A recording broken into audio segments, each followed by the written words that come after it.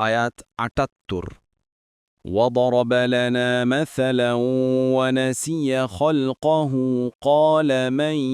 يحيي العظام وهي رميم অনুবাদ আর সে আমাদের সম্বন্ধে উপমা রচনা করে অথচ সে নিজের সৃষ্টির কথা ভুলে যায় সে বলে কে অস্থিতে প্রাণ সঞ্চার করবে যখন তা পচে গলে যাবে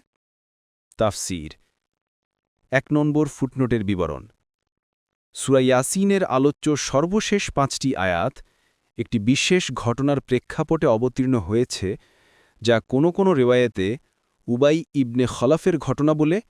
এবং কোনো কোনো রেওয়ায়েতে আস ইবনে ওয়াইলের ঘটনা বলে উল্লেখ করা হয়েছে তবে উভয়ের তরফ থেকে ঘটনাটি সংগঠিত হওয়াও অসম্ভব নয় ঘটনাটি হচ্ছে এই যে আস ইবনে ওয়াইল মক্কা উপত্যকা থেকে একটি পুরাতন হাড় কুড়িয়ে তাকে স্বহস্তে ভেঙে চূর্ণ বিচূর্ণ করে রাসূলুল্লাহ সাল্লাল্লাহু আলাইহি সাল্লামকে বলল এই যে হাড়টি চূর্ণ বিচূর্ণ অবস্থায় দেখছেন আল্লাহ তাআলা একেও জীবিত করবেন কি রাসূলুল্লাহ সাল্লাল্লাহু আলাইহি সাল্লাম বললেন হ্যাঁ আল্লাহ তাআলা তোমাকে মৃত্যু দেবেন পুনরুজ্জীবিত করবেন এবং জাহান্নামে দাখিল করবেন ২ নম্বর ফুটনোটের বিবরণ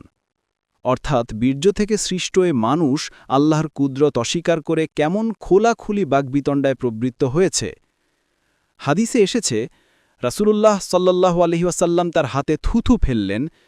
তারপর তার তর্জনী সেখানে রাখলেন এবং বললেন আল্লাহ বলেন হে বনি আদম কি সে আমাকে অপারগ করল অথচ তোমাকে এ ধরনের বস্তু থেকে আমি সৃষ্টি করেছি